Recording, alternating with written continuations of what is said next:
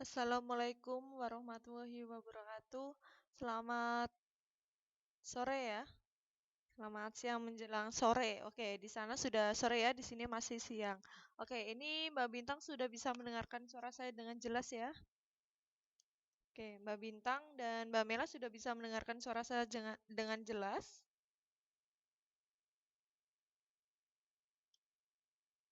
Oke, alhamdulillah bisa ya. Oke, kita melanjutkan materi kita yang belum selesai ya, karena bentar lagi 1 sampai 2 minggu ini ya, Oktober ini nanti kita akan masuk menjalani ujian tengah semester ya, UTS ya nanti ya. Jadi saya akan bahasanya di sini nyarutang gitu ya, karena kemarin sempat ada kosong, beberapa kali kosong ya kelas kita.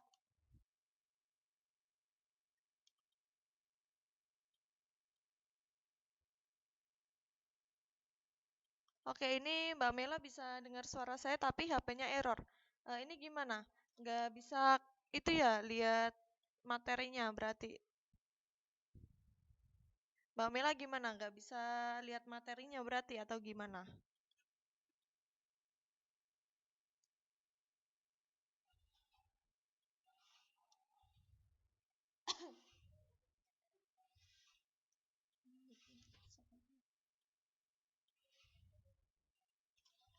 Oke, saya cari bentar ya materi kita sampai di mana kemarin. Kita kemarin sudah masuk pada bagian akuntansi ya kemarin kita ya.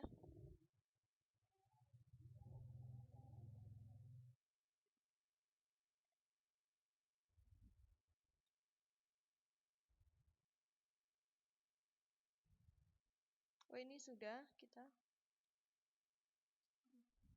Ini menceng, bentar. Biasanya Mbak Bintang nggak suka menceng ya.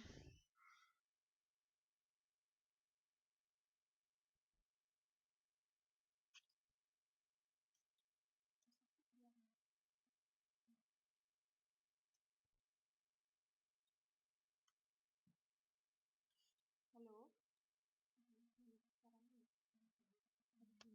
Halo?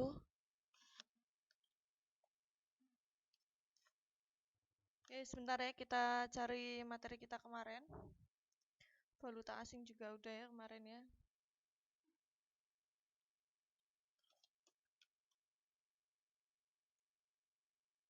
Devisa udah.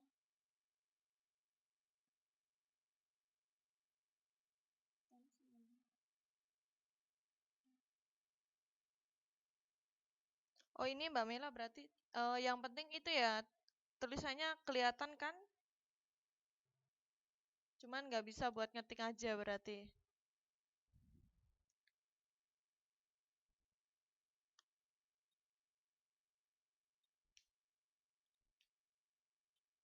Nih kita kemarin sempat bahas akuntansi ini ya. Bentar saya ngambil mouse sebentar ya. Nggak bisa digeser.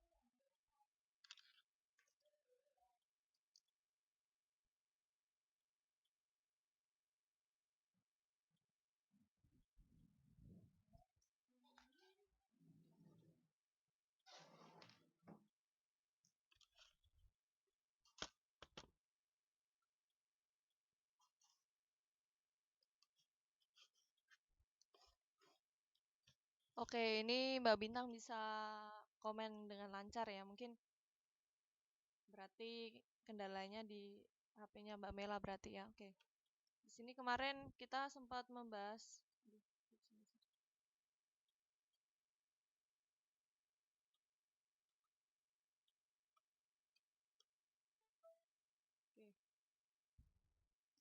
kita kemarin sudah membahas akuntansi di sini. Ada akuntansi dan juga sistem akuntansi ya. Nah, kita mulai masuk pada sejarah perkembangan adanya akuntansi yang kemarin ya. Akuntansi dulu itu berasal dari Inggris ya, mulai ada perhitungan pembukuan ya kemarin. Terus ada juga pemakaian informasi akuntansi dan juga kegunaannya. Jadi kemarin baru mulai masuk ke situ. Nanti kita masuk ke situ ya. Dan sedikit mereview juga. Terus ada bidang akuntansi. Jadi akuntansi itu ada beberapa bidang, dibagi dalam beberapa bidang. Ada juga profesi akuntansi dan juga konsep dasar akuntansi. Nah, kita langsung masuk aja ya.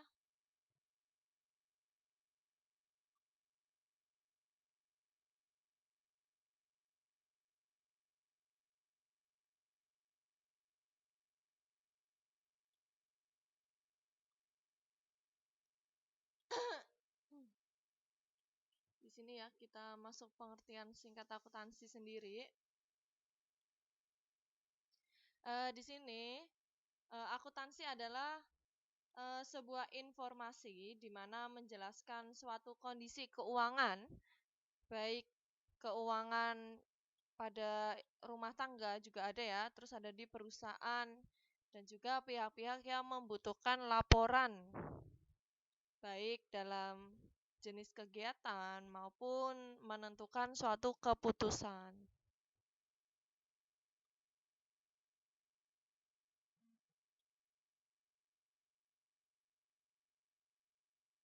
Itu ya.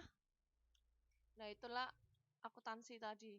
Jadi, akuntansi ini lebih masuk pada bentuk-bentuk pembukuan dan juga menjelaskan tentang kondisi keuangan di sini. Nah, ini adalah pengertian akuntansi. Oke, ini ada yang baru masuk ya. Selamat siang maupun selamat sore dengan Mbak Nila ya, karena di sana sudah sore.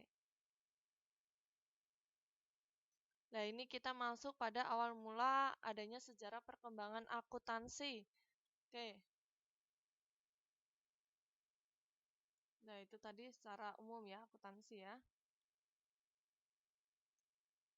Nih, akuntansi sendiri, kalau di dalam perkembangan akuntansi ya, akuntansi ini berubah di mana menjadi suatu proses mengidentifikasi, bisa mengukur, dan juga melaporkan suatu informasi.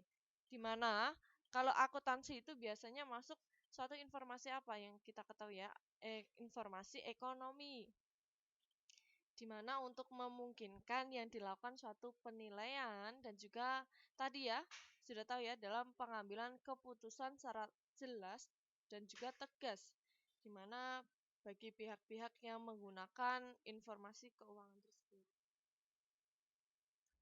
Nah, itu adalah akuntansi tadi ya, yang secara umum. Oke, waalaikumsalam warahmatullahi wabarakatuh.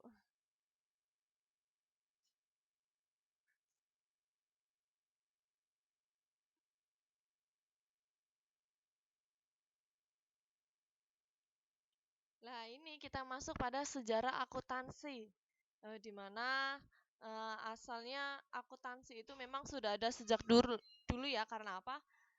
Zaman dulu juga manusia itu sudah dapat mulai berhitung, membuat suatu catatan, menulis, terus menggunakan cara menulisnya itu ada juga yang menggunakan batu, kayu, bahkan daun. Jadi mungkin teman-teman yang tahu cerita maupun sejarah zaman dulu ya. Jadi seseorang itu menulis itu terkadang di batu, di kayu, bahkan kayak di apa ya? Di gua-gua kayak gitu ya, perbatuan yang di tembok-temboknya itu banyak tulisan-tulisan zaman dahulu kayak gitu ya. Nah, ini kita masuk pada abad 15.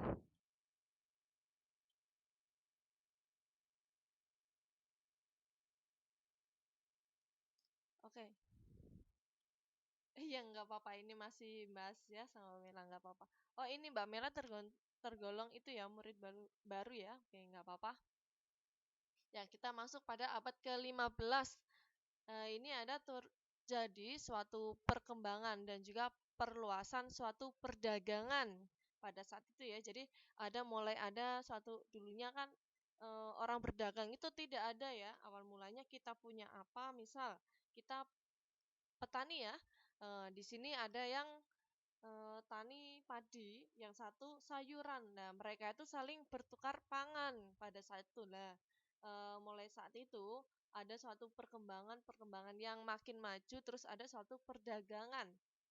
Nah, di mana di sini ada suatu perkembangan dan juga perluasan perdagangan oleh pedagang-pedagang Venesia. Oke, oh ini ada yang mau ada request nih. Mbak Mela saya sambungin bisa nggak pakai handset? Oke, mungkin Mbak Mela bisa berkenalan terlebih dahulu. Mungkin ini ada request dari Mbak Bintang. Silakan berkenalan sebentar, nggak apa-apa. Oke, gimana? Halo Mbak Mela? Oke, gimana? Ini ada request teman-teman ya minta kenalan. Silakan mungkin bisa diperkenalkan mungkin dari mana, di kota mana gitu ya. Silakan.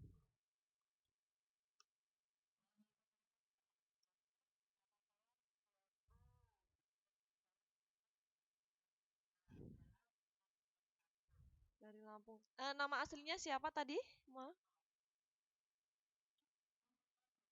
Sriyanti. Oh, ini ada yang tanya nih, statusnya apa? Ini Mbak Bintang katanya tanya, statusnya apa kayak gitu.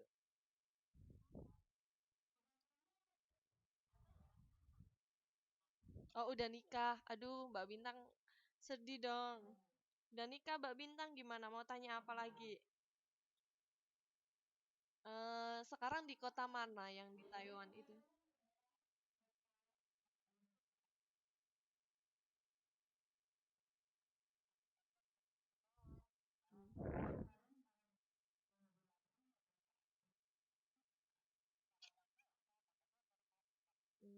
Ya nggak apa-apa ya. Selamat datang ya. Bisa gabung di Chelsea Indonesia ya. Nih, ini mungkin Mbak Bintang main ngobrol. Silakan ngobrol sebentar ya. Saya beri waktu. Mungkin saling kenalan dulu mungkin Mbak Nila kalau pengen gabung.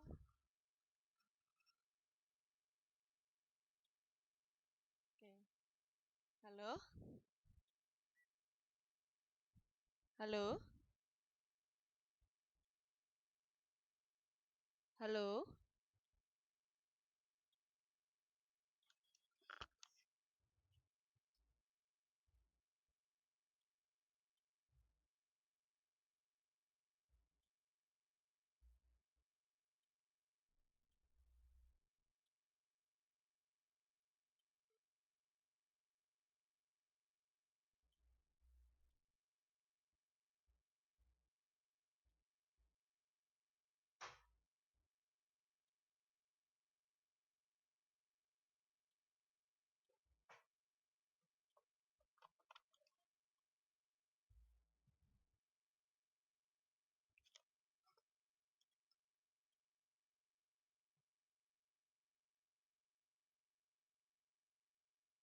Oke, ya udah. Saya matiin aja ya. Yang penting sudah sempat kenal-kenalan ya. Ngomong langsung dengan Mbak Mela tadi ya. Oke, nggak apa-apa. Kita lanjutkan saja. Oh, sudah 3 minggu di sana. Oke, semoga nanti yang dirawat oleh Mbak Bintang, moga-moga cepat sembuh ya, semoga ya. Biar bisa balik ke rumah lagi, biar jaganya nggak juga kerepotan ya kalau di rumah sakit ya. Sedikit susah mau kesana kesini juga kesusahan ya. Oke, di sini kita masuk pada abad ke-15 ya. Jadi pada abad ke-15 itu ada kejadian di mana mulai adanya suatu perkembangan, adanya perdagangan dan juga perluasan perdagangan di mana oleh pedagang-pedagang Venesia ya pada saat itu. Nah, di sini perkembangan perdagangan sendiri ini mulai menyebabkan yang diperlukan suatu pencatatan. Jadi biasanya ada modal. Jadi mereka kayak gini, jualan kita butuh modal. Jadi modal tersebut tuh nanti bisa memberikan keuntungan ataupun kerugian. Bisa saja seperti itu ya. Jadi di sini dalam menentukan maupun pembuatan sistem pencatatan lebih baik sehingga dengan demikian akuntansi mulai berkembang. Jadi tadi ya mulai ada suatu pencatatan di sini. Jadi dari maksud pencatatan di sini tuh berarti sudah masuk tergolong dalam akuntansi sistem pencatatan ini.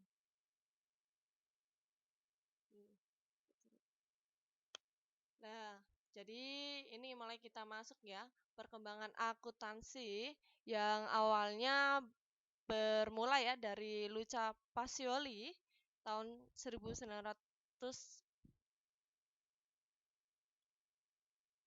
1494 ya oleh ahli matematika ini. Beliau juga mengarang suatu buku di mana ada bab yang berjudul Tractatus de Comptes ya. Nah, itu dia memperkenalkan suatu sistem di mana sistem pembukuan di sini. Ada sistem pembukuan. Nah, dari sepasang yang disebut dengan sistem kontinental. Jadi nanti kita masuk. Jadi sistem kontinental itu nanti bisa dimasukkan pada sistem di Indonesia.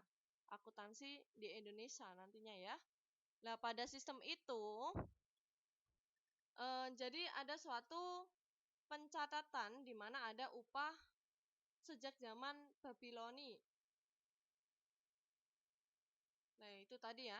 Jadi pada sistem tadi ya, pada sistem Luca Pacioli itu mereka itu ada melakukan suatu pencatatan. Jadi pencatatan yang di atas tadi ya, yang di sini tadi, suatu sistem pencatatan di mana sistem pencatatannya tadi itu sudah mulai pada zaman Babilonia. Nah, ini mulai masuk ada sistem kontinental di mana merupakan pencatatan semua transaksi ke dalam dua bagian. Oke, yang kita ketahui ada debit dan juga kredit ya. Jadi debit mungkin ada pemasukan seberapa dan juga pengeluarannya nanti bisa akan secara seimbang ataupun nanti akan membengkak dan juga nanti akan menghasilkan pembukuan yang sistematis dalam laporan keuangan terpadu. Nah, itu tadi ya. Ada dua bagian ya dalam transaksi tadi ya. Nah, di sini dengan menggunakan sistem ini tuh kalau diterapkan pada perusahaan ini mendapatkan suatu gambaran di mana ada tentang laba rugi usaha dan juga kekayaan perusahaan serta hak pemilik. Nah, ini tadi ya. Ini masih pada abad ke-15 tadi. Nah, kita masuk pertengahan abad ke-18 di mana ada suatu revolusi industri. Ini revolusi industri ini ada di wilayah Inggris pada saat itu, di mana Inggris yang mendorong suatu perkembangan akuntansi. Jadi akuntansi sih sebenarnya memang sudah ada sejak berabad-abad lamanya, sudah lama sekali ya, mulai manusia bisa berhitung, mulai bisa menghafalkan angka 1, 2, 3, pertambahan, perkalian itu mereka sudah masuk pada akuntansi aslinya ya. Jadi pada abad pertengahan ini ya, pertengahan 18 ini, ada suatu revolusi Indonesia di Inggris tadi ya, yaitu mendorong perkembangan akuntansi pada waktu itu. Ada para manajer pabrik contohnya di sini. Jadi ada suatu manajer di sana ya, pada perusahaan kan ada manajer. Jadi manajer tersebut itu menanyakan suatu perkembangan akuntansi. Di sini contohnya ingin mengetahui biaya produksinya. Jadi manajer itu berhak untuk mengetahui produksi biaya yang dikeluarkan kayak gitu ya. Terus dengan mengetahui berapa besar biaya produksi tadi ya, dengan setelah manajer tadi menanyakan bahwa segini misal biaya produksinya, maka manajer ini bisa mengawasi efektivitas proses produksi di mana dalam menetapkan harga jualnya. Jadi kita lihat misal kita ambil kayak satu perusahaan, diambil uang kecil saja ya. Nah, perusahaan di situ tuh misal harganya berapa ya? Dalam satunya itu misal kalau di sana di rata-rata itu dijualnya 10.000 lah. Bisa saja di sini nanti bisa dijual bisa 15.000 kalau apabila di sana bahan-bahannya naik kayak gitu. Jadi harus disesuaikan, harus diminimalkan, harus dipaskan ya dengan ada pemasukan dan pengeluarannya nanti sehingga tidak ada terjadi laba rugi pada satu perusahaan.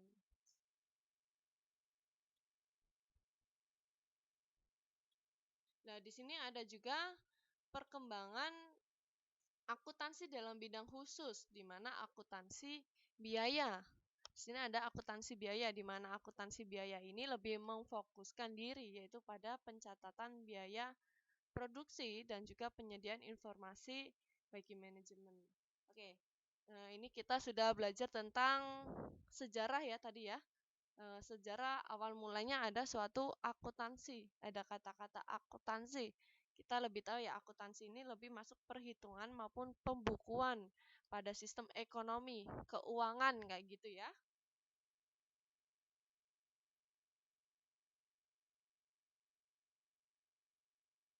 Nah, ini tadi ada Luca Pancioli tadi ya, penemuka matematika tadi. Ya, kita masuk. Tadi kan masih menyeluruh modelnya, jadi masih asal mulanya akuntansi. Nah, di sini setelah ada asal mula akuntansi ini, akuntansi mulai masuk di pelosok wilayah negara Indonesia kayak gitu ya.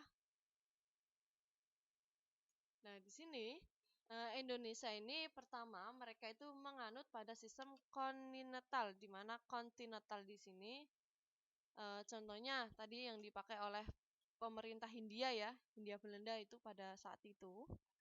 Nah, di sini sistem kontinental ini mereka bukan mereka lebih pasnya itu berbentuk tata buku yang menyangkut kegiatan-kegiatan konstruktif di mana ada suatu proses pencatatan. Jadi dalam pembukuannya itu di sini ada suatu pencatatan, ada peringkasan, ada penggolongan-penggolongan dari pengeluaran dan pemasukan, ada juga aktivitas lain dengan tujuan menciptakan apa? Yaitu informasi akuntansi berdasarkan data. Eh, ini teman-teman yang perlu diingat ya. Kita ambil contoh kecil. Jadi teman-teman yang banyak sekali ya di sini ya ART, asisten rumah tangga ya mungkin ya. Jadi teman-teman misal dikasih majikannya uang sekian, mungkin 100.000 lah, bisa diminimkan, mungkin beli bumbunya sekian, beli sayurnya sekian, ikannya sekian. Jadi kita nggak boleh harus menambahi uang yang dikasih majikannya. Kalau bisa kita menyisihkan uang sedikit untuk penghematan. Jadi misal kalau ada pembengkakan belanja, kita tidak dirugikan, kita tidak menambahi maupun menombok kayak gitu. Nah, itu gunanya ada suatu sistem akuntansi. Nah, kalau di Indonesia sini ya, kita masuk di Indonesia saja ya, masuk pada wilayah Indonesia. Jadi di Indonesia, baik pada perusahaan maupun perseorangan ya di sini, semakin banyak ada suatu penerapan di sini. Yang dulunya sistem akuntansi tadi ya mana ya? Kontinental, kontinental, kontinental ini berubah menjadi akuntansi Anglo-Sakon di sini.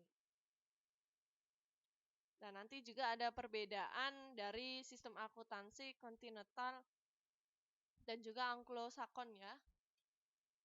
Nah, di sini ya, kita bisa dilihat. Nah, ini dari perbedaan akuntansi sistem kontinental dan juga Anglo-Sakon.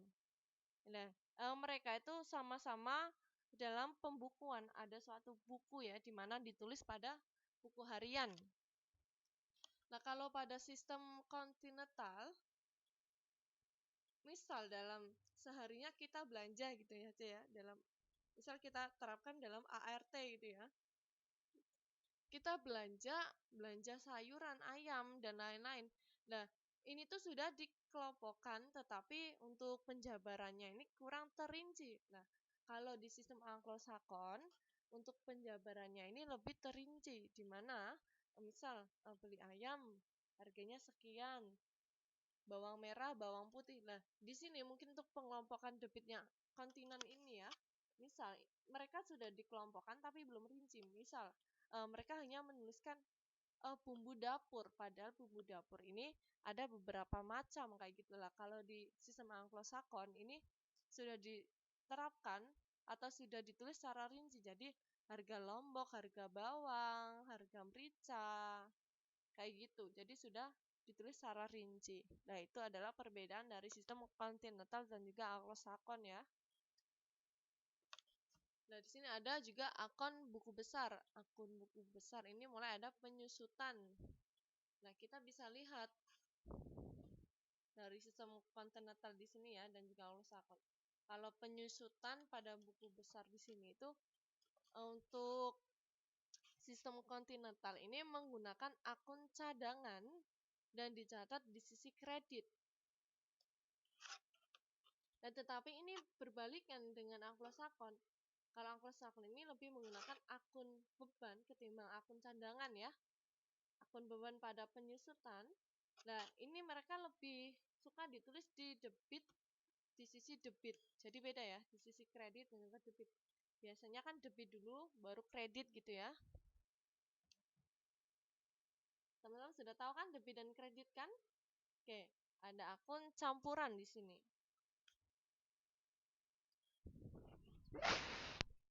Nah, di sini ada akun campuran, di mana pada sistem kontinental ya, yaitu menggunakan akun campuran, dan Anglo-Saxon ini tidak menggunakan akun campuran. Jadi bisa disimpulkan Indonesia sekarang itu menggunakan sistem Anglo-Saxon karena apa? Lebih terperinci dalam penulisan datanya, lebih lebih rinci ya, diibaratkan pada sistem kontinental yang kurang jelas dan kurang terperinci. Dalam penulisannya juga. Nah, di sini ada juga laporan keuangan. Lah, kalau dalam sistem kontinental di sini hanya ada neraca, ada juga laporan perhitungan laba rugi, laporan perubahan modal. Lah, kalau di sistem Anglo-Saxon ini lebih banyak lagi, lebih jelas lagi. Ada juga laporan arus kas. Jadi kasnya nanti ada kelebihan uangnya, kasnya nanti tuh mau dibawa kemana, mau disimpan di mana, atau diberikan kemana, nanti ada penjabaran lagi. Ada juga laporan dana. Jadi dana yang masuk itu dana-dana dari mana saja itu juga termasuk. Dan juga laporan catatan keuangan. Nah, itu adalah perbedaan dari sistem akuntansi baik dari kontinental dan juga Anglo-Saxon.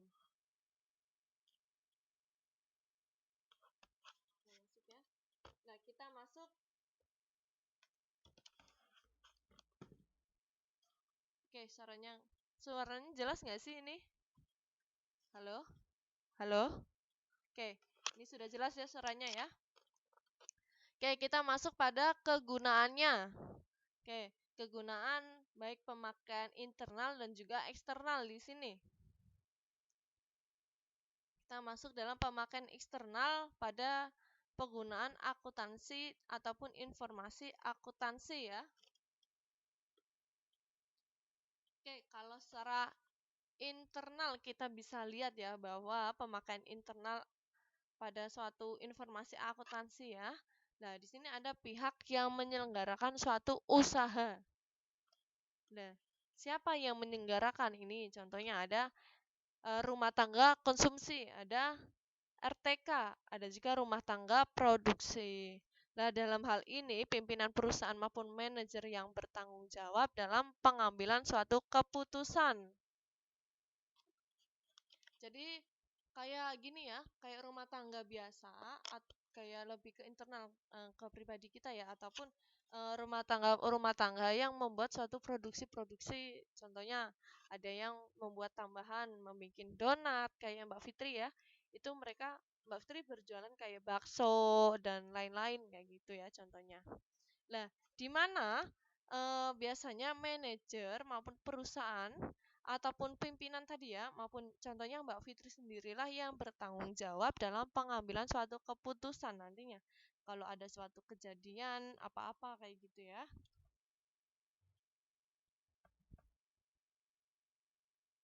Nah, dalam setiap ini ya, setiap rumah tangga PRT RTK kebalik ya PRT. RTK ataupun RTP di mana mereka itu memerlukan suatu informasi keuangan di sini ya. Memerlukan informasi keuangan untuk mencapai tujuan yang diharapkan. Jadi tujuan yang diharapkan dari beberapa hal yang dilakukan, suatu pekerjaan yang sudah dilakukan, nanti mereka yang dituju apa? Eh, bisa mendirikan suatu perusahaan yang lebih besar lagi contohnya. Lah, sehingga dalam hal itu tuh bisa mencapai laba maksimal dengan pengorbanan tertentu. Di mana pada saat itu modalnya lebih ditinggikan walaupun belum terlalu laku, terus lebih mempromosikan kayak gitu ya. Sehingga tadi nanti akan di sini ada suatu pencatatan dalam sistematis agar dapat menganalisa transaksi tadi ya. Transaksi keuangan menjadi informasi ekonomi yang berguna. Jadi data-data yang sudah dikeluarkan nanti bisa dituliskan secara rinci. Nah, itu dalam pemakaian internal. Beda lagi dengan pemakaian internal di sini. Sorry, pemakaian eksternal. Dalam pemakaian eksternal di sini ya, ada beberapa pihak-pihak yang berkepentingan dalam suatu usaha dan juga perusahaan. Ada juga merupakan pihak dari perusahaan, jadi menjalin suatu kerjasama, bisa seperti itu ya. Nah, contohnya bank yang memberikan kredit dan juga pinjaman. Jadi seseorang yang minjam uang kepada bank itu saling berhubungan nantinya. Karena apa? Karena nanti ada suatu pertanggungjawaban dari masing-masing perseorangan tadi ya, baik dari perusahaan ataupun yang meminjam uangnya. Terus bank juga perlu memastikan apakah debiturnya ataupun perusahaan yang diberikan fasilitas kredit dapat melunasi seluruh pinjaman pada waktu yang telah ditetapkan sehingga bank terhindar dari masalah kredit macet.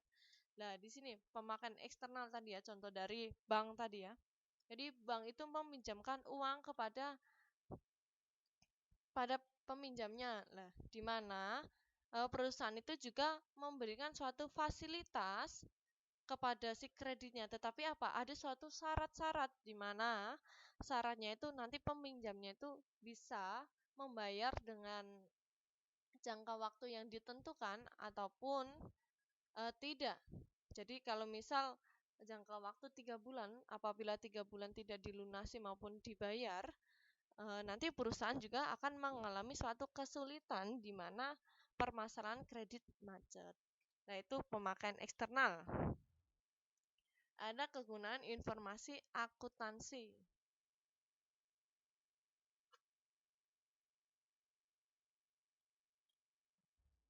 Oke.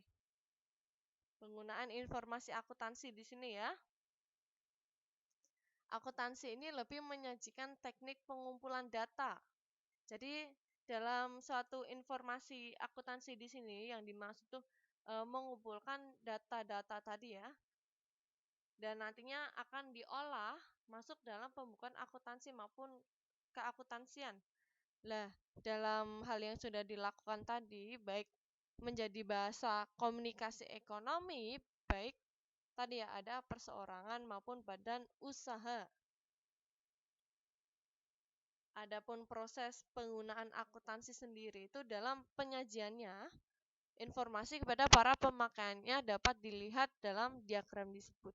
Ini bisa dilihat ya, diagramnya.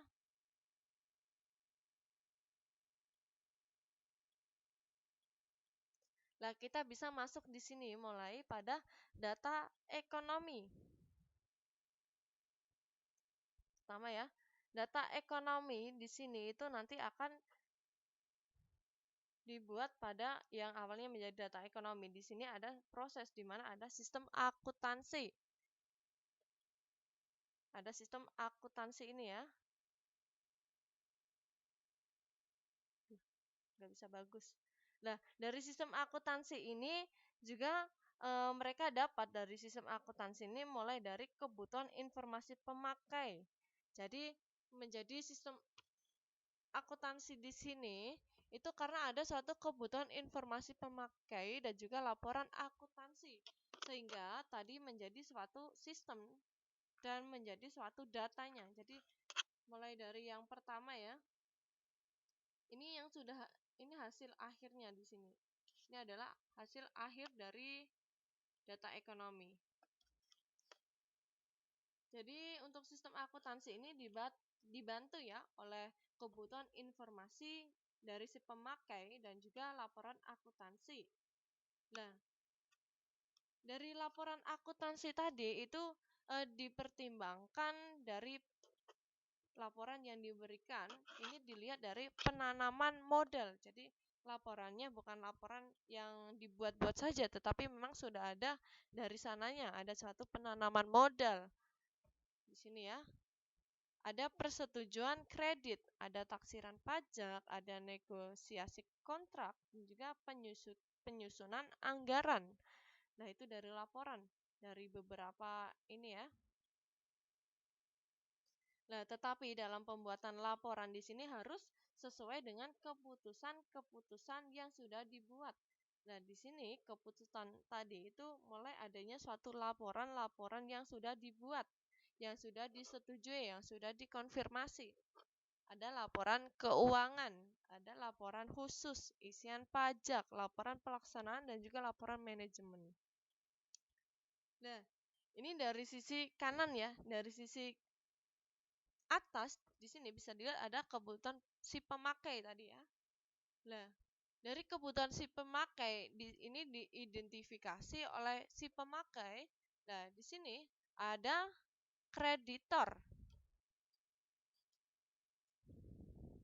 lembaga pemerintah, SPSI atau karyawan manajer. Jadi kreditor yang memberikan tadi ya, memberikan pelayanan akuntansi. Jadi dari atas dan samping kanan di sini itu menjadi satu sebagai sistem akuntansi dan diolah menjadi data ekonomi nantinya. Nah, itu tadi proses-prosesnya ya. Sadu gimana Mbak Bintang? Nggak jelas atau gimana? Halo Mbak Bintang. Oke, nah itu adalah diagram dari pemakaian akuntansi tadi ya, yang contoh bank tadi ya.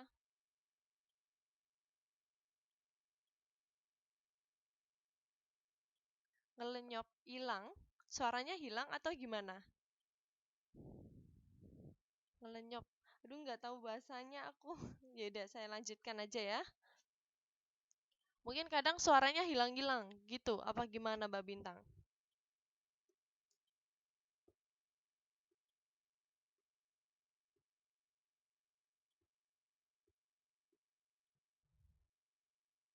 Malah ketawa ya. Nah, tadi ya bisa dilihat ya. Tadi dalam tabel di atas itu sudah diketahui bahwa siapa saja yang menggunakan informasi akuntansi, di mana ada investor, kreditor, pemerintah, karyawan, dan juga manajer maupun pemimpin perusahaan. Nah, itu tadi ya. Jadi yang menggunakan informasi tadi ini disimpulkan bahwa dalam menggunakan informasi akuntansi tadi di sini ada informasi kok nggak bisa jalan.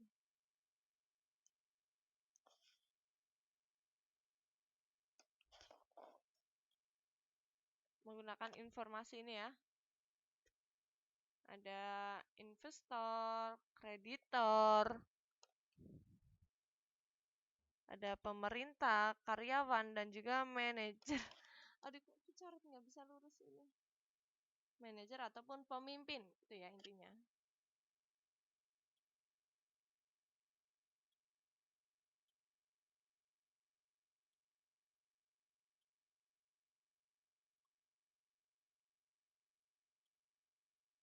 Nah, kita bisa simpulkan di sini ya bahwa kegunaan dari informasi akuntansi di sini adalah untuk mendapatkan informasi keuangan perusahaan yang pertama. Yang kedua, untuk bukti pertanggungjawaban manajemen kepada pemilik. Jadi tadi ya ada satu kesepakatan yang dibikin dari perusahaan ke si peminjam.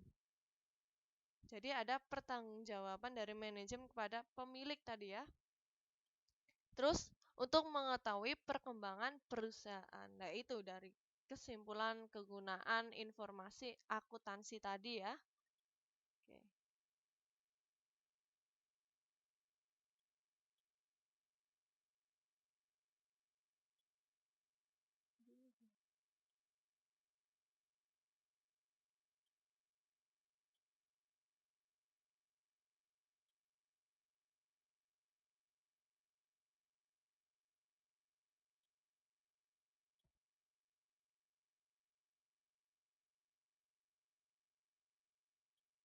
Nah, di sini ya kita masuk. Ini kok susah digerakkan. Kita masuk pada bidang akuntansi lah.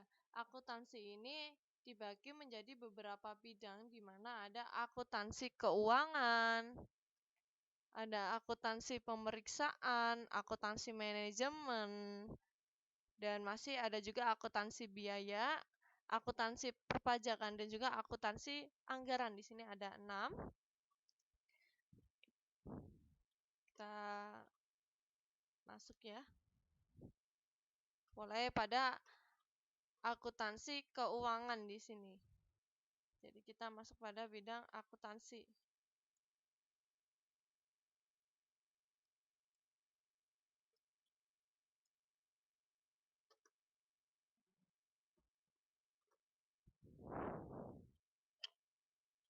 Nah, dalam bidang akuntansi ini tadi dibagi menjadi 6 ya, dikelompokkan menjadi 6 di mana ada akuntansi keuangan di sini. Mungkin teman-teman yang sudah mendengarkan ya akuntansi keuangan yang sudah pernah mempelajari lah. Di sini akuntansi keuangan sendiri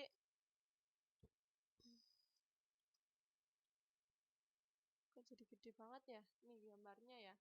Oke, dari akuntansi keuangan sendiri di sini ada akuntansi umum, general accounting ya.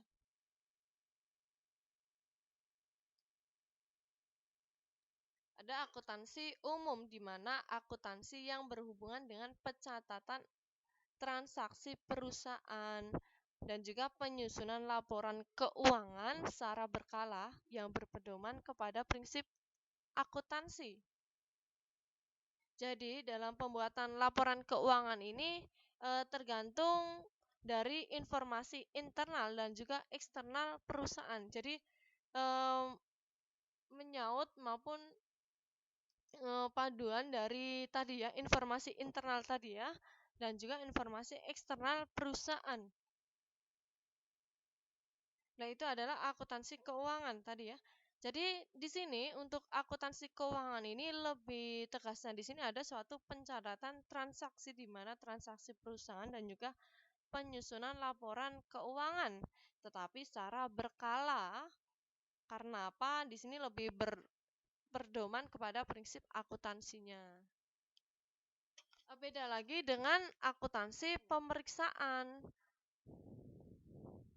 Kalau akuntansi pemeriksaan di sini itu lebih tegasnya, ini berhubungan dengan pemeriksaan keuangan dan juga akuntansi umum. Jadi ada suatu pemeriksaan ke dalam akuntansi di sini ya. Jadi lebih masuknya untuk memeriksa akuntansi keuangan di sini. Nah, ini tugasnya akuntansi pemeriksaan.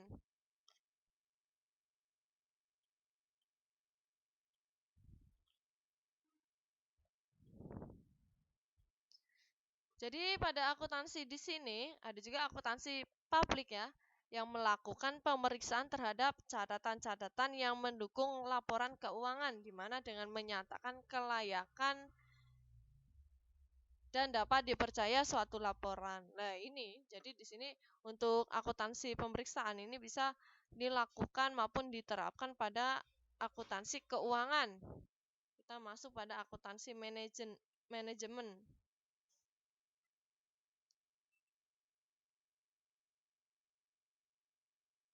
Kalau akuntansi manajemen ini lebih mencari informasi-informasi untuk pihak-pihak di dalam perusahaan. Nah, informasi tadi itu ada suatu kegunaannya, di mana kegunaannya adalah akuntansi manajemen sendiri. Dari kegunaannya itu lebih mengendalikan kegiatan perusahaan, terus memonitor arus kas, bisa saja menilai alternatif dalam pengambilan suatu keputusan. Nah, di sini ada contohnya ya. Kita lebih contohnya masuk pada penerapan maupun penetapan harga jual di sini. Terus pembelanjaan, metode produksi dan juga investasi. Jadi dalam bidang akuntansi ini itu lebih mengolah masalah-masalah yang khusus dihadapkan para manajer perusahaan dari berbagai jenjang organisasi dengan menggunakan data historis ataupun data tafsiran. Jadi membutuhkan informasi-informasi yang didapatkan di dalam perusahaan di sini.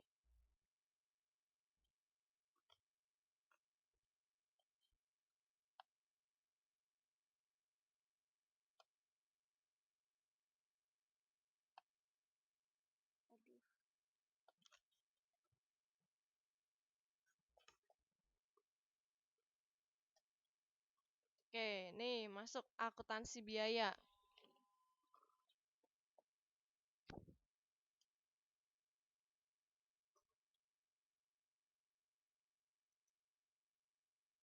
Akuntansi biaya di sini adalah bidang akuntansi yang menekan suatu kegiatan pada penetapan biaya atau mengontrol biaya. Akuntansi biaya di sini. Nah, ini terutama yang berhubungan dengan biaya produksi suatu barang.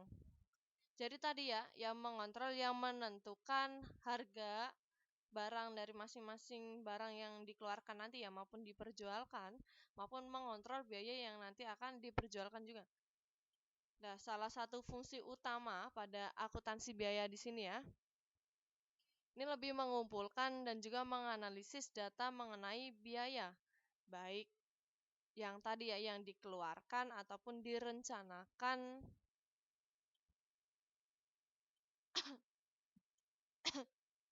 tadi ya, yang direncanakan di mana nanti akan dikeluarkan untuk digunakan oleh pemimpin perusahaan. Jadi pada akuntansi biaya di sini itu sebagai alat kontrol atas kegiatan yang telah dilakukan serta alat untuk membuat rencana pada masa mendatang. Jadi sangat penting sekali adanya akuntansi biaya di sini kalau memang akuntansi biaya di sini dihapuskan. Nah, jadi siapa yang nanti akan mengontrol dari beberapa titik produksi suatu barang tadi. Nah, ini sangat penting sekali. Ada juga akuntansi perpajakan di sini.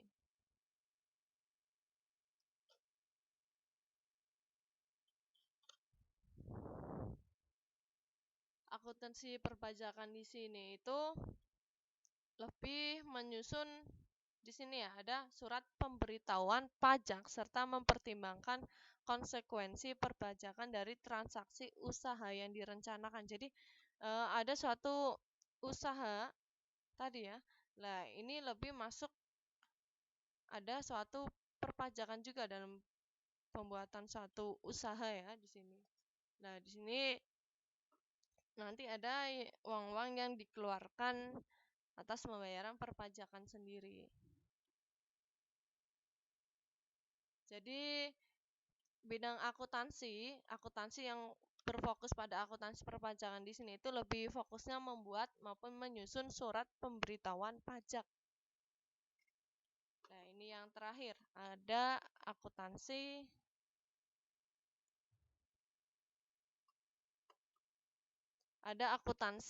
anggaran di sini. Kalau akuntansi anggaran ini lebih berhubungan dengan penyusunan. Jadi kita menganggarkan maupun menyusun suatu rencana keuangan. Nah, itu adalah akuntansi anggaran. Di mana nantinya menyusun rencana keuangan tadi itu pada suatu perusahaan dalam jangka waktu tertentu, yaitu pada masa mendatang. Dan juga nantinya akan dianalisis dan juga dikontrol. Jadi nanti misal pada waktu ini ada suatu kejadian yang salah, nanti juga bisa diulang lagi dalam pembuatan penyusunan sehingga nanti tidak bisa maupun tidak terjadi lagi pada masa mendatang kayak gitu. Nah, di sini adalah akuntansi anggaran. Nanti tidak ada korupsi-korupsi lagi kalau sudah dibuat kayak gini ya. Jadi pada pembahasan materi tentang bidang-bidang akuntansi di sini ya, yang perlu kita ingat bahwa perkembangan akuntansi ini sangat dipengaruhi oleh kemajuan teknologi dan juga pesatnya perkembangan dunia usaha. Karena apa? Karena pada perkembangan akuntansi ini secara tidak langsung yaitu menuntut sumber daya yang berkualitas dan juga profesional dalam bidang akuntansinya tadi. Oke, itu tadi ya dalam pembahasan bidang-bidang akuntansi ya. Yang tadi ada akuntansi anggaran, perpajakan, akuntansi keuangan, akuntansi biaya, ada akuntansi manajemen, dan juga akuntansi pemeriksaan.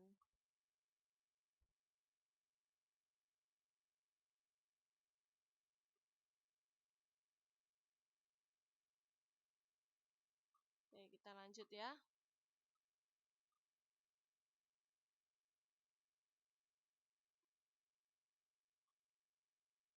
Oke, kita masuk profesi akuntansi. Oke, ini Mbak Bintang keluarnya katanya izin.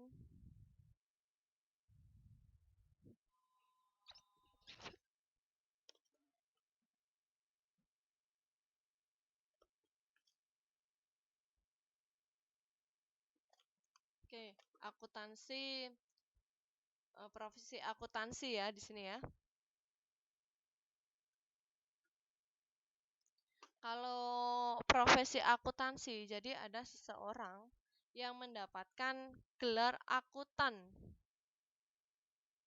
Jadi profesi akuntansi di sini adalah seseorang ya. Nah, di sini yang dimaksud adalah gelar akuntan adalah gelar profesi seseorang dengan bobot yang dapat disamakan dengan bidang pekerjaan lain. Nah, di sini ada contohnya bidang hukum ataupun bidang teknik. Jadi seseorang yang berprofesi di bidang akuntansi gitu ya. Nah, kita bisa lihat secara garis besar akuntan itu juga dapat digolongkan, ada juga akuntansi publik, ada akuntan internal, akuntan pemerintah, akuntan pendidikan. Itu ya. Berarti dibagi menjadi 4.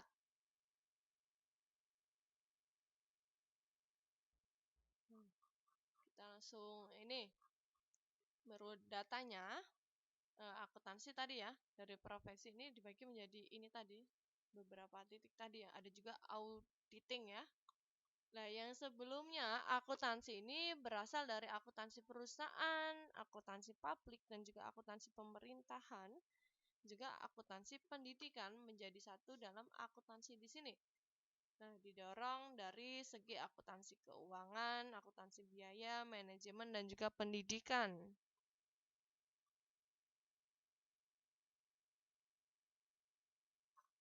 Langsung saja gini ya.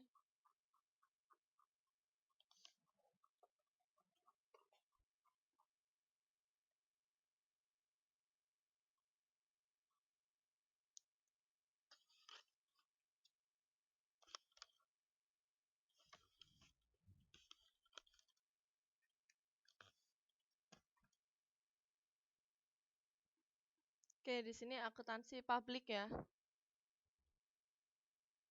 Tes tes. Suaranya kurang nggak jelas.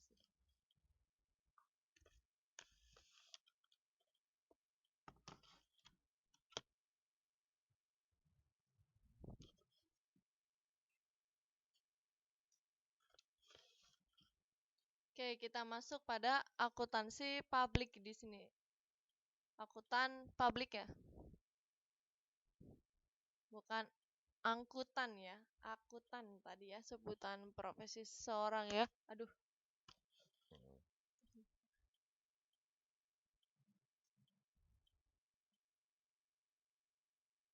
Nah, di sini untuk akuntan publik di sini lebih independen. Karena apa? Karena mereka lebih memberikan jasa-jasanya atas dasar pembayaran tertentu. Contohnya, mereka bebas dan umumnya itu mendirikan suatu kantor akuntan sendiri. Jadi ada seseorang akuntan publik dapat melakukan pemeriksaan maupun audit. Contohnya terhadap jasa perpajakan, jasa konsultan, manajemen, dan juga jasa penyusunan sistem manajemen. Jadi kalau akuntan publik ini tadi ya lebih secara independen ya. Mereka bisa mendirikan suatu kantor akuntan tadi ya. Itu baik secara publik dalam melakukan pemeriksaan auditnya ya.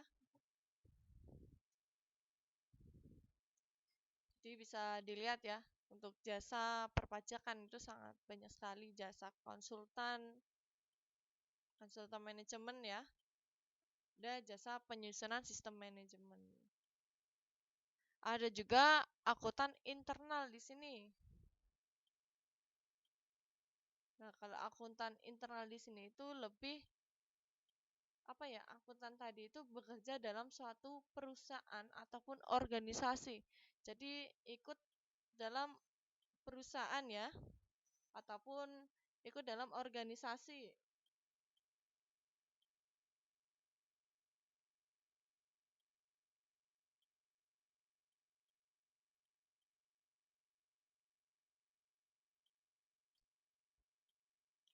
Tadi ya, jadi akuntan tadi itu bekerja pada perusahaan maupun organisasi. Jadi tidak berdiri secara sendiri tadi ya, seperti akuntan publik tadi ya. Nah, untuk jabatannya itu dapat diduduki mulai dari staf biasa sampai dengan kepala bagian akuntansi. Nah, itu untuk kedudukannya. Ada juga sampai dengan kreditur keuangan. Nah, itu yang sangat tinggi sekali ya. Nah, mereka itu memiliki tugas di mana tugasnya itu menyusun suatu sistem akuntansi ya. Jadi kita bahasnya akuntansi, nggak mungkin menyusun sistem-sistem lain selain akuntansi ya. Jadi mereka menyusun sistem akuntansi. Ada laporan keuangan, yaitu untuk pihak-pihak eksternal. Ada laporan keuangan untuk pemimpin perusahaan. Jadi laporan keuangan ini tidak disimpan sebagai akuntan sendiri, tetapi ada laporan-laporan ini diberikan kepada pemimpin perusahaannya. Ada anggaran, ada menangani suatu masalah perpajakan tadi ya, sangat penting tadi ya, ini sudah dibahas ya. Jadi menangani perpajakan tadi dan juga melakukan pemeriksaan internal. Oke, ini kita tinggal berdua ya.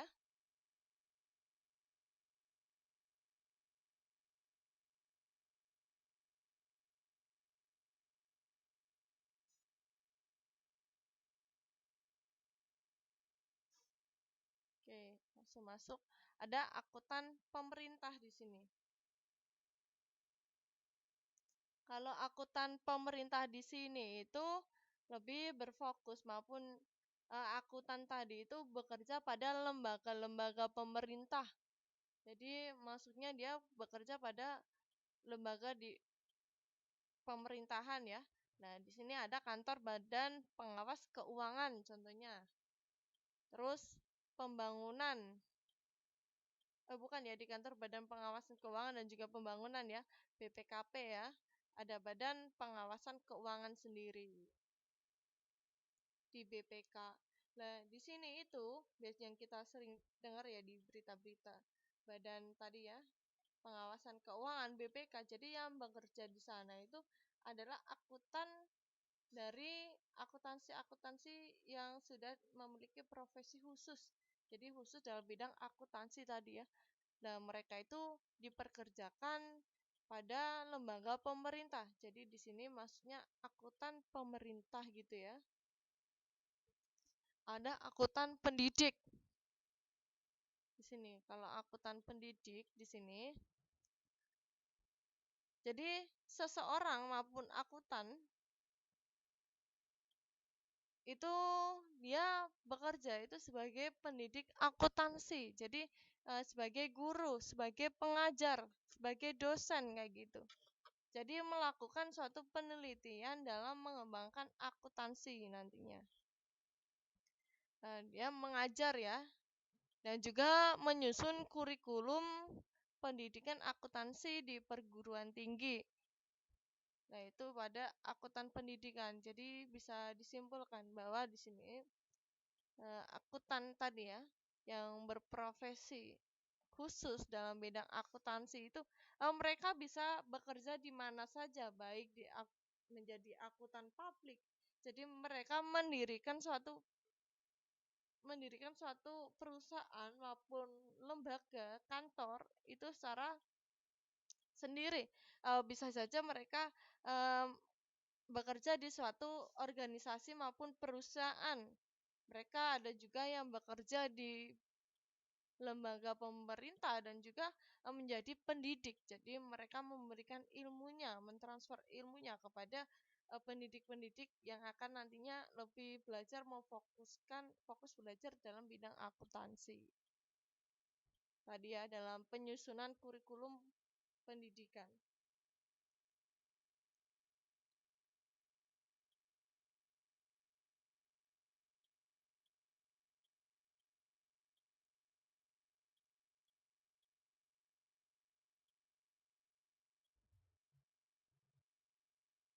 Nah, kita lanjut di sini.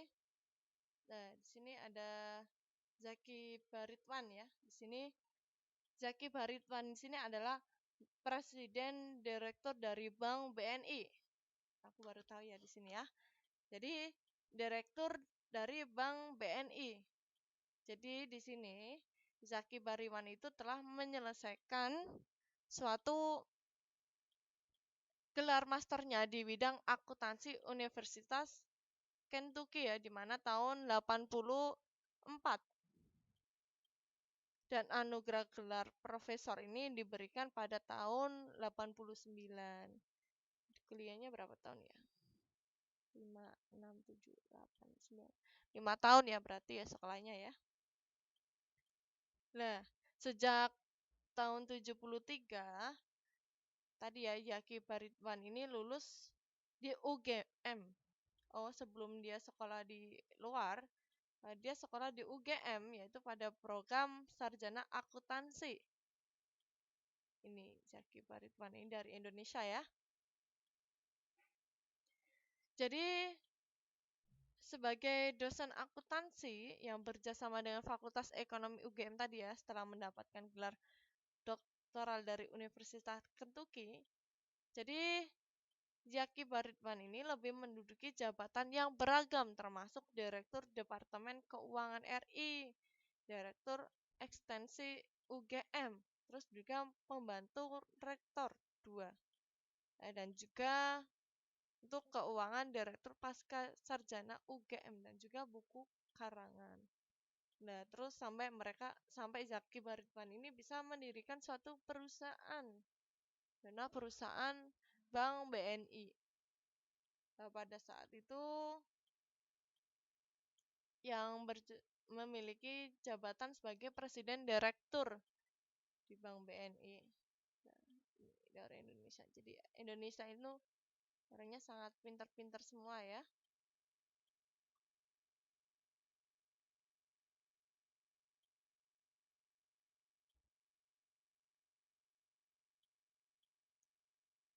mungkin untuk ekonomi sampai ini dulu ya.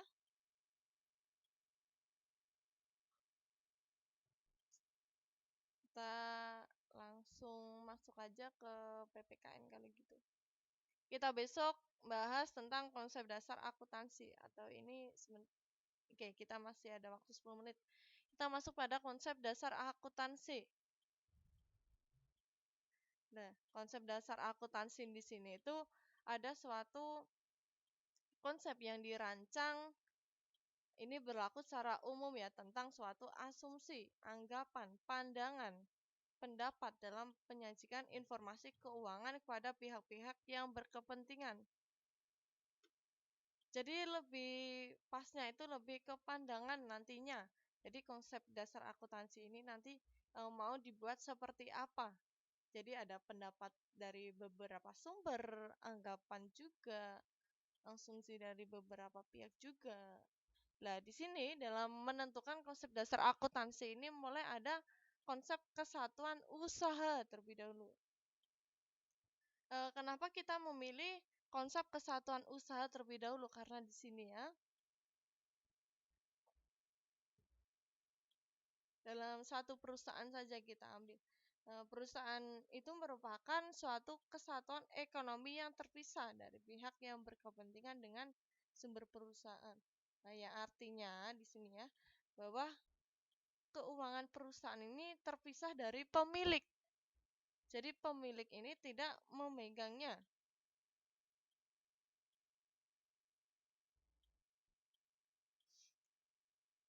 Sehingga perusahaan dianggap sebagai satu kesatuan usaha. Nah, itu adalah konsep kesatuan usaha.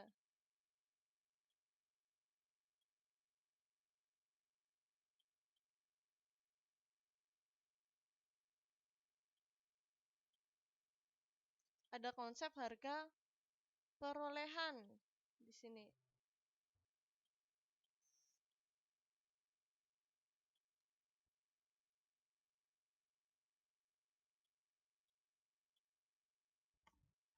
Untuk konsep harga perolehan di sini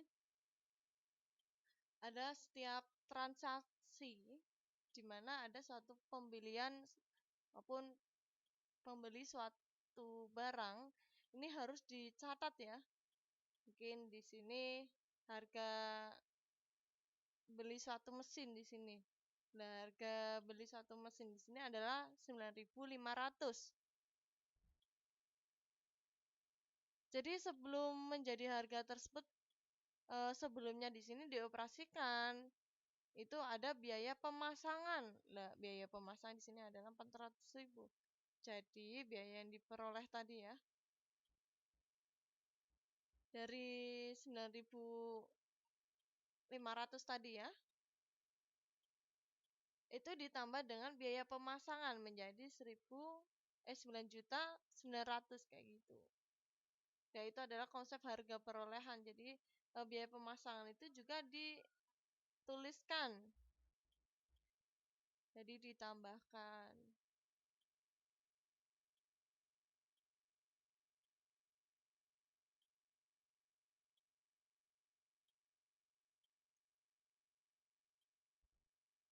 Oke, bentar ya. Nah, ini adalah konsep dari harga yang diperoleh.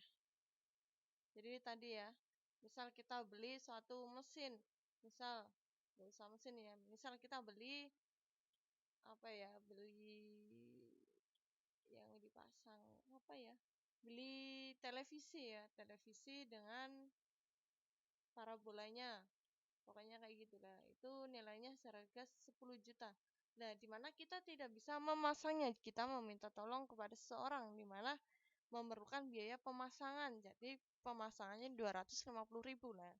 Jadi kita bisa mengonsep. Jadi konsep dari harga yang kita nanti beli yang awalnya kita hanya butuh 1 juta, 10 juta kayak gitu ya. Tetapi kita belum pikir kalau nanti kita nggak bisa memasang, jadi menyewa seorang 250. Jadi kita bisa ditambahkan. Nah, itu contoh dari konsep harga.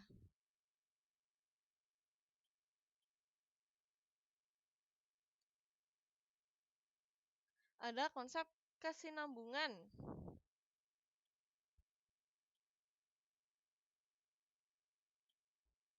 Kalau konsep kesinambungan di sini adalah suatu kegiatan usaha tentunya berupaya untuk melaksanakan kegiatan perusahaan secara berkesinambungan ataupun terus-menerus. Karena apa? Dalam proses usaha itu dibuat satu laporan keuangan perusahaan secara berkala. Dan juga dapat dibandingkan sehingga nanti yang diperoleh tadi ya ada satu informasi tadi tentang kemajuan ataupun kemunduran usaha. Dengan membandingkan laporan keuangan dari satu periode ke periode lainnya, kita melihat laporan tadi ya, kita ngecek ada suatu kemajuan atau kelemahan nanti ya dalam satu laporannya. Nanti itu akan mengakibatkan tadi ya, informasi tadi akan mengakibatkan kemajuan dan kemunduran suatu perusahaan maupun usahanya. Nah, itu adalah konsep kesinambungan. Ada konsep pengukuran dengan uang. Kalau konsep pengukuran dengan uang di sini, itu pengukuran dengan nilai uang, berarti keseluruh informasi utamanya dalam laporan keuangan itu diukur dengan kesatuan ukur uang. Nah, karena di sini uang sudah umum digunakan untuk mengukur aktiva, kewajiban perusahaan serta perubahannya.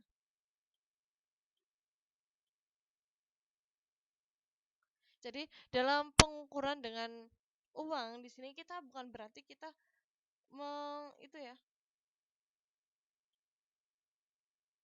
melihatkan uang-uang pada saat itu uang secara langsung, tapi kita bisa menulisnya cara perhitungan kayak gitu ya. Jadi menuliskan biaya-biaya yang dibutuhkan, terus efek setelah uang itu nanti dikeluarkan, nanti apakah bisa membuat perusahaan ini semakin maju ataupun nanti ada suatu kerugian-kerugian atau suatu masalah-masalah. Nah, jadi di sini untuk satuan ukur uang ini karena tadi ya uang sudah umum digunakan untuk mengukur aktiva. Ada periode akuntansi. Iya. Nanti sampai di sini ya, sampai kualitas informasi. Ada periode akuntansi di mana dalam periode akuntansi ini ada suatu kegiatan perusahaan di mana untuk kegiatan perusahaan ini lebih dilihat dalam pemisahan dalam periode-periode, dalam tahapan-tahapan ya, periode-periode tertentu. Nah, ada dalam penyajian informasinya di sini contohnya berupa laporan keuangan. Jadi dalam pembuatan laporan keuangan biasanya ini secara berkala. Juga dibantu oleh pihak yang berkepentingan dalam pengambilan suatu keputusan. Tadi biasanya yang ambil satu keputusan dibantu oleh si pemimpin maupun manajemennya. Jadi dalam periode akuntansi ini dapat dibuat per tahun, triwulan ataupun semesteran.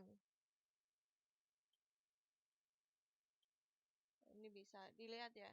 Jadi nanti dalam periode pembuatan penyusunan laporan nanti itu misal ada suatu penyusunan laporan harian di mana laporan harian nanti dikumpulkan menjadi 1 bulan. Kalau kita ngambil 1 bulan nanti dikumpulkan satu bulan. Jadi per hari itu nanti blek jadi dokumen 1 bulan 30 hari ya biasanya ya.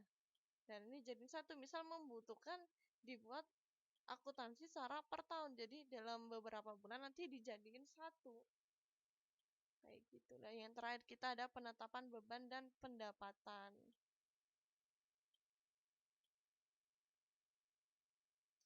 Penetapan beban dan pendapatan di sini adalah penetapan beban dan pendapatan perusahaan ini diakui dalam periode yang disangkutkan sehingga beban dan pendapatan ini terjadi benar-benar sudah direalisasi.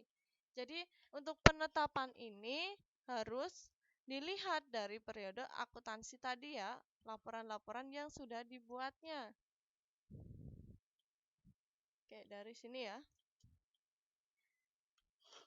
Jadi dalam perhitungan laba ruginya yang dilaporkan itu lebih menggambarkan keadaan sebelum sebenarnya dalam suatu periode tertentu.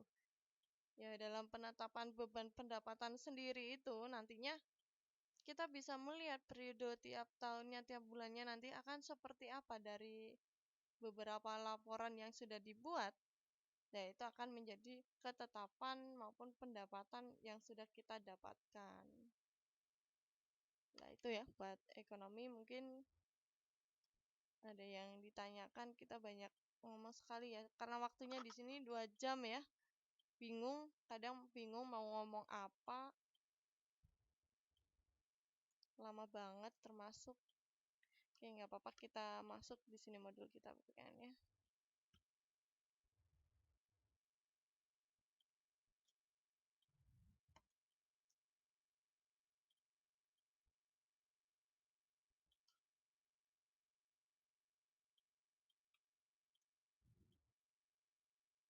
Oke, bentar ya, masih proses.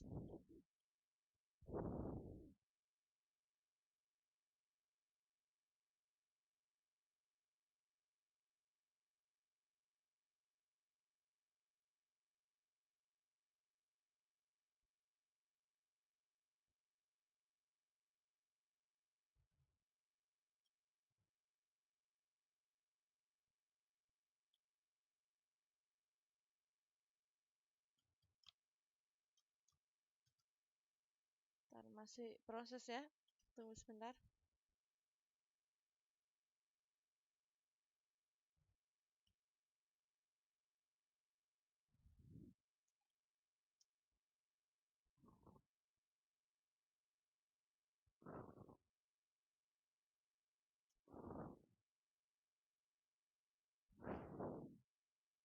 Oke, sistem hukum internasional kita sudah ya.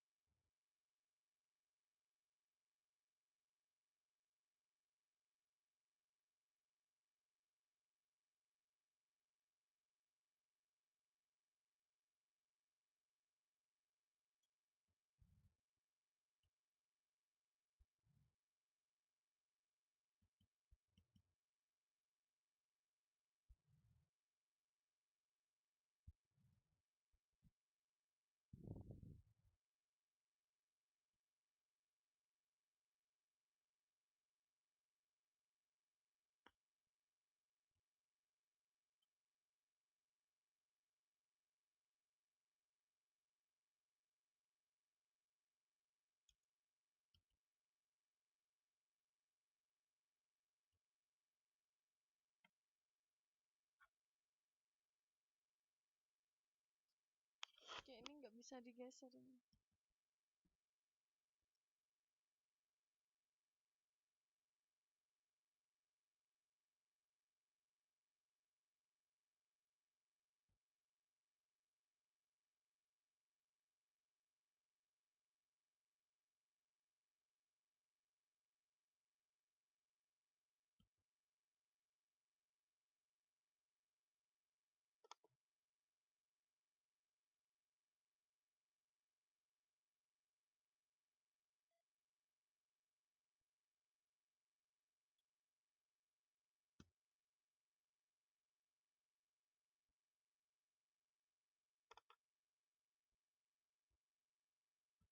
Oke, bentar. Ini nggak bisa digeser.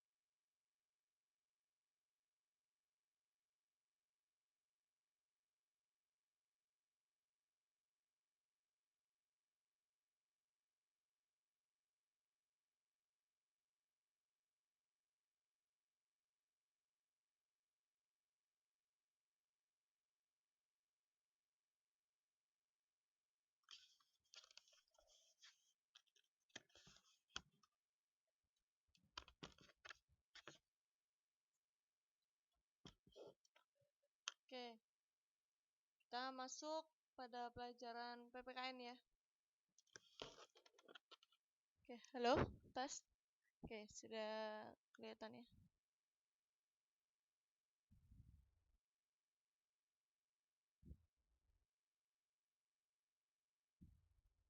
Oke, ada sistem hukum dan peradilan internasional. Nah, di sini ya. Nanti yang dibahas dalam sistem hukum dan peradilan internasional di sini itu mulai masuk sistem internasional, sistem peradilan internasional, ada juga penyebab sengketa internasional dan upaya penyelesaian. Ada penyebab sengketa internasional melalui Mahkamah Internasional dan menghargai keputusan Mahkamah Internasional. Ini kayaknya kita sudah ya kemarin, tapi nggak apa-apa diulangi lagi ya. Nah, nanti yang dibahas di sini untuk sistem hukum internasional. Kita harus tahu ada makna hukum internasional.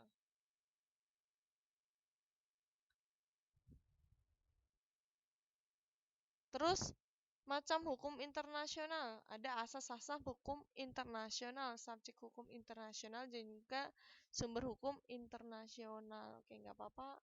Lagian teman-teman sudah pada keluar ya, kita langsung masuk pada pelajaran PPKN.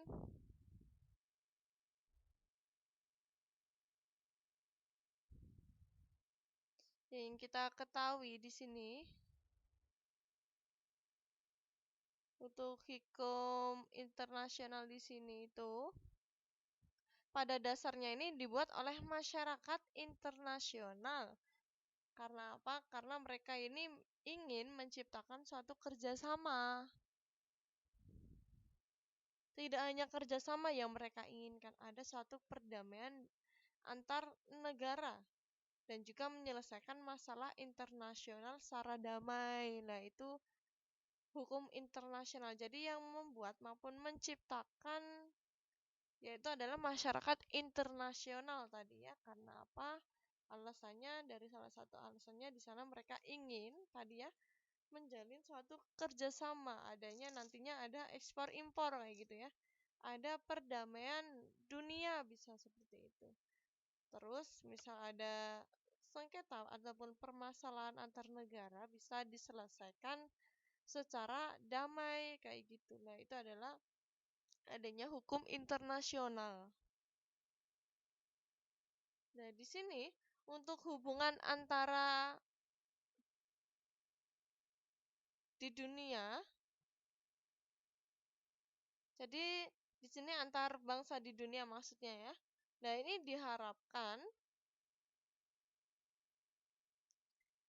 ada hasil dari kerjasama dan juga tercapainya suatu kesejahteraan dan kedamaian bersama dari karena apa? Nggak mungkin logikanya gini lah. Indonesia sama Malaysia sendiri itu dulu pernah mengalami suatu konflik kayak gitu contohnya. Jadi di sini dalam menyelesaikan suatu konflik maupun sengketa tadi ya diharapkan dapat dilakukan dengan cara damai adanya suatu hukum internasional tadi ya. Jadi diharapkan nantinya itu bisa dilakukan secara damai bukan melalui perang. Jadi sekarang itu bukan zamannya lagi perang berperangan, bom-boman, kirim nuklir gitu. Udah nggak zaman kalau era sekarang itu. Jadi bisa diselesaikan secara damai. Nah, perang di sana itu hanya menimbulkan suatu kerusakan pada suatu wilayah. Tidak hanya kerusakan, kehancuran pada suatu wilayah tertentu. Nah, di sini ada salah satu cara menyelesaikan perdamaian itu melalui peradilan internasional. Nah, ini adanya suatu hukum internasional tadi ada beberapa alasan tadi ya. Bisa didengarkan tadi. Nah, kita masuk pada sistem hukum internasional.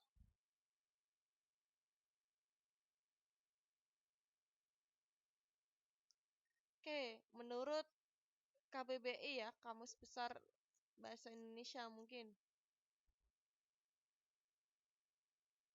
Kita belajar ya, kita mengambil dari kata sistem di sini.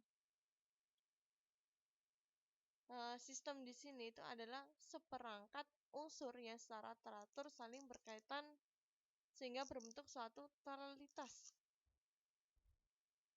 Jadi susunan yang teratur dari pandangan teori, asas, dan masih banyak lagi ya. Nah, ada juga metode di mana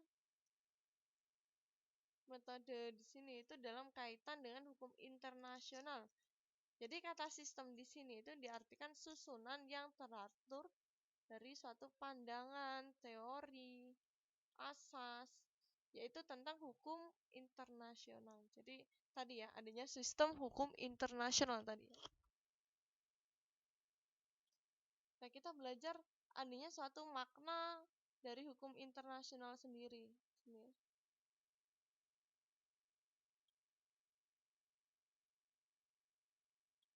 Makna hukum internasional dalam arti luas.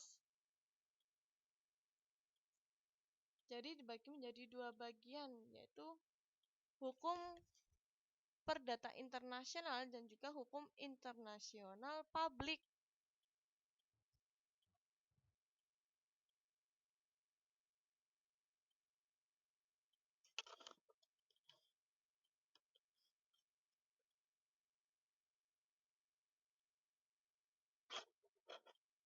Tadi ya sudah tahu ya. Jadi hukum internasional juga dibagi menjadi dua ya. Jadi mulai hukum perdata internasional dan juga hukum internasional publik. Nah, kenapa tadi hukum internasional masih dibagi menjadi dua? Nah, di sini bisa dilihat dari beberapa perbedaannya ya.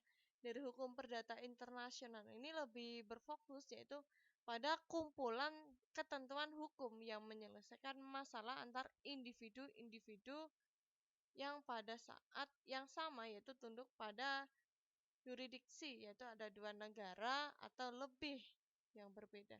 Nah, ini beda lagi dengan hukum publik, di mana ini lebih keseluruhan dari kaidah dan juga asas hukum. Jadi lebih mengatur hubungan atau persoalan yang melintasi batas negara yang bukan bersifat perdata. Nah, itu adalah makna dari hukum internasional. Ini juga ada menurut Profesor Mokhtar ya. Mokhtar ya.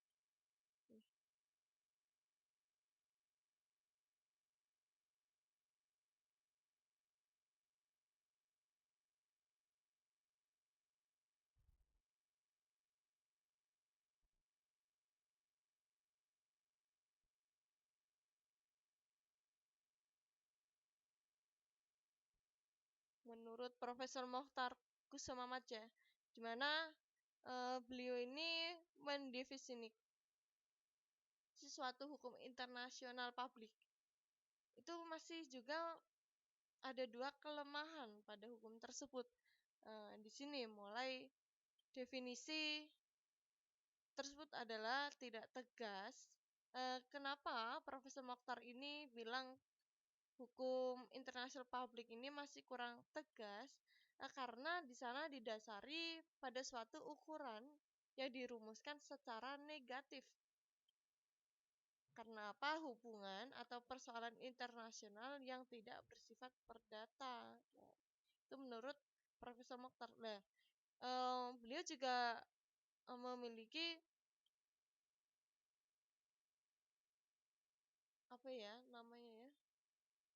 Lupa. Profesor Mokhtar ini lebih umumnya harusnya dalam pembahasan hukum internasional publik ini harusnya mengenai hukum internasional selalu menunjukkan pada hukum internasional publik sehingga tidak perlu dibahas hukum perdata internasional, jadi tidak bisa disaut mautkan, dihubung-hubungan kayak gitulah. Ini adalah menurut Profesor Mokhtar Kusumamaja. Jadi menurut beliau di sini untuk hukum tadi, hukum internasional publik ini memiliki dua kelemahan. Karena apa? Karena Profesor Mokhtar mungkin memiliki alasan. Jadi menurut Mokhtar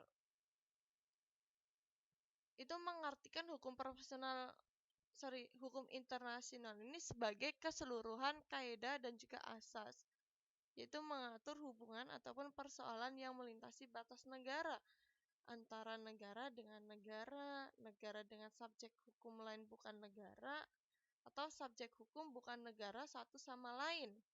Nah, itu alasan Mokhtar Kusuma tadi ya bisa memberikan dua kelemahan dari hukum internasional publik.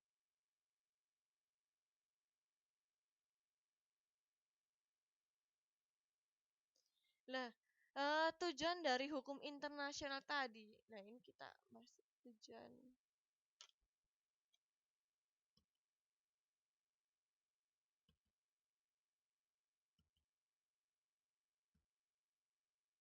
Oke, di sini ya. Tujuan dari hukum internasional di sini tadi ya, yaitu untuk menciptakan suatu sistem hukum yang teratur, di mana dalam hubungan-hubungan internasional ini dengan memperhatikan asas keadilan. Jadi sehingga tidak lagi lah ada masalah antar bangsa terus mengakibatkan suatu perperangan, kehancuran suatu wilayah, kerusakan kayak gitu kan. Nah, itu tujuan dari hukum internasional. Nah, masuk ya pada macam-macam hukum internasional di sini. Macam-macam hukum internasional ini dapat dibedakan atas tiga,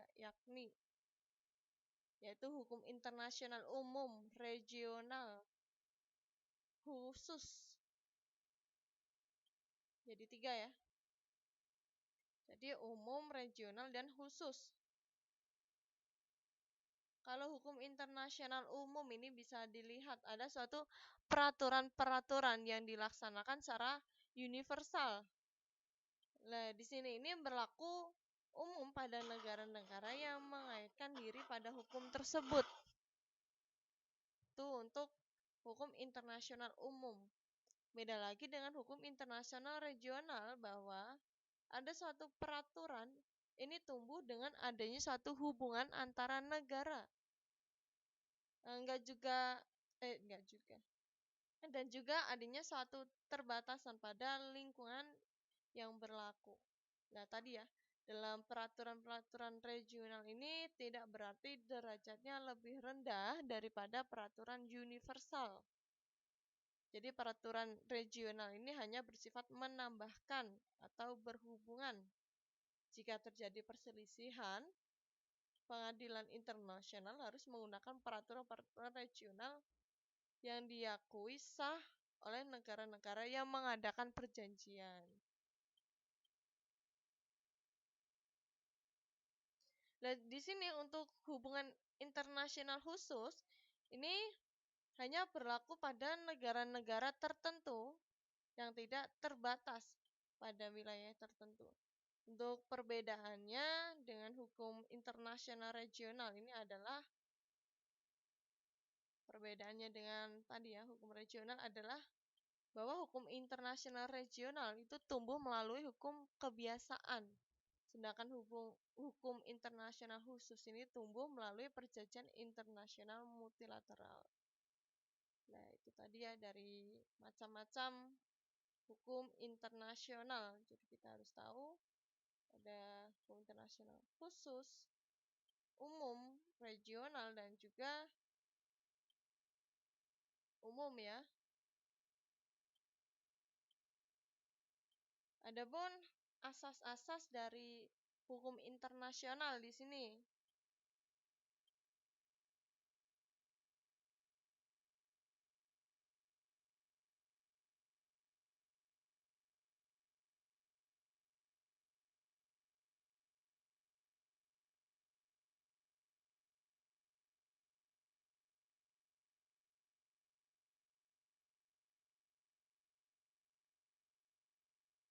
Di sini ada asas-asas hukum internasional.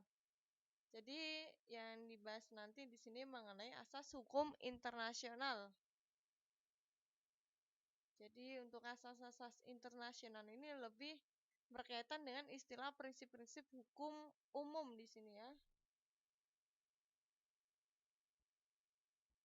Nah, dari asas-asas hukum tadi ya, kita harus mengetahui terlebih dahulu dari prinsip hukum sebagai suatu pikiran dasar yang umum.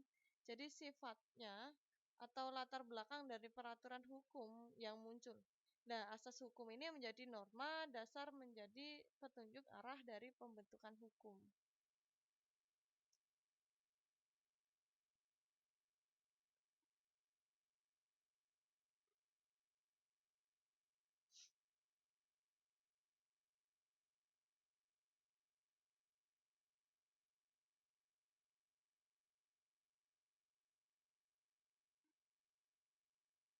Nah, di sini ada pendapat yang mengenai maupun menjelaskan bahwa macam dan tingkatan dari prinsip-prinsip hukum umum. Kan dari prinsip-prinsip hukum. Nah, ini ada prinsip hukum. Prinsip-prinsip hukum. Ada prinsip-prinsip hukum dari berbagai sistem hukum. Ada juga prinsip-prinsip hukum internasional. Ya.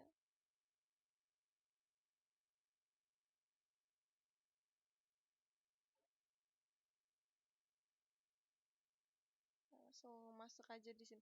Nah, kita masuk pada prinsip-prinsip hukum, di mana pada prinsip-prinsip hukum ini itu terdapat kesamaan prinsip antara hukum dari berbagai bangsa dan negara. Kesamaan dalam hal tersebut dalam asas ataupun prinsip ini mendasari contoh prinsip keadilan, kelayakan, keputusan, prinsip itikat baik. Jadi prinsip tersebut dalam prinsip ada keadilan, kelayakan, keputusan dan banyak lagi. Ini ada dari beberapa negara. Jadi negara-negara tersebut ini sudah memiliki hukum tersebut. Jadi harus disamakan menjadi prinsip internasional dari prinsip hukum-hukum pada suatu negaranya sendiri kayak gitu. Nah, ada prinsip hukum dari berbagai sistem hukum.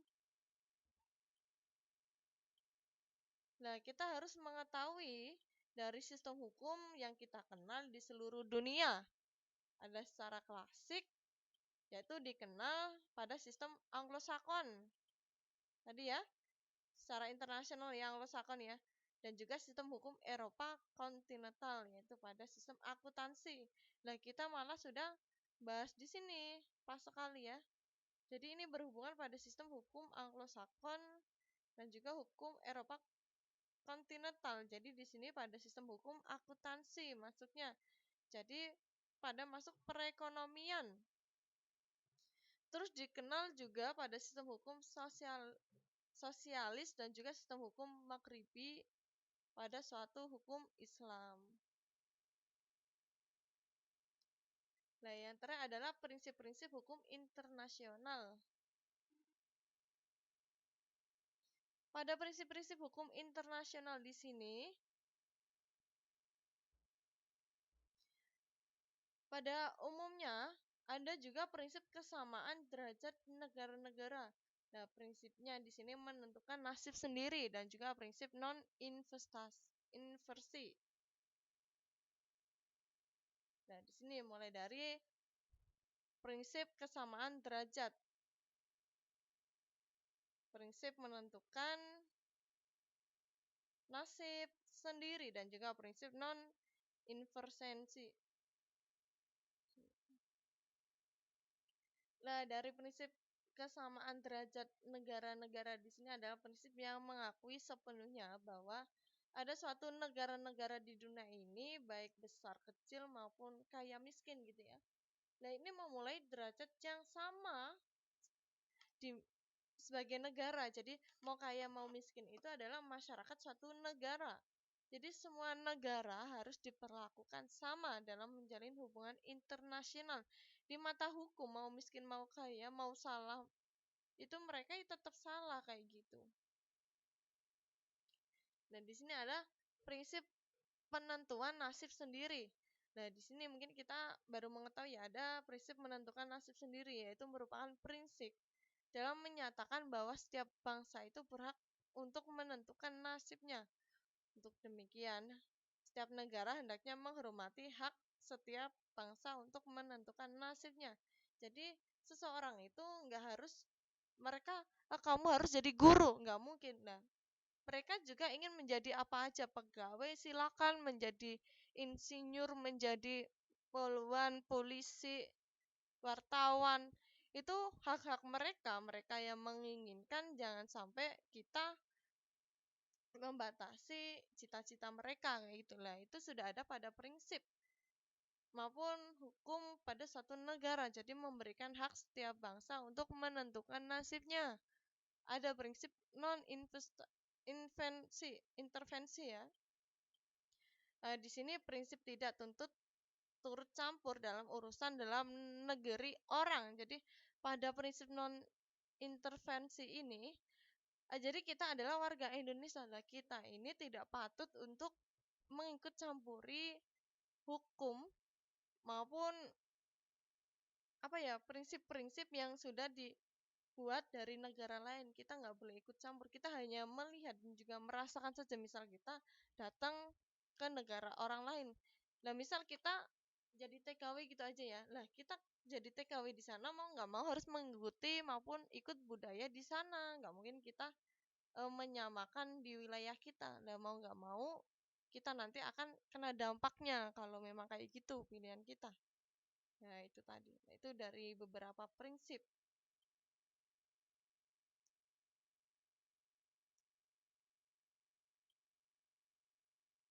Oke, mungkin sampai itu dulu ya untuk hari ini, karena mungkin teman-teman sudah mulai sibuk ya, ingin bekerja. Oke, terima kasih banyak untuk malam hari ini ya. Sorry, malam hari ini. Siang menjelang sore ya. Kalau di sini kan ya mungkin sore sudah jam 3 tempat saya, mungkin di sana juga udah jam 4 mungkin. Selamat sore. Terima kasih banyak untuk teman-teman untuk siang hari ini. Semoga besok diberikan kelancaran lagi ya. Ada kelas pengganti lagi insya Allah. Jadi teman-teman nggak boleh bolos, harus masuk terus-terusan. Karena kita udah mau UTS ya bentar lagi ya. Oke, semoga nanti diberikan kelancaran. Insya Allah saya bikin soalnya nggak terlalu sulit dan sesuai dengan materi yang saya berikan. Oke, terima kasih banyak. Selamat sore. Wassalamualaikum warahmatullahi wabarakatuh. Bye bye.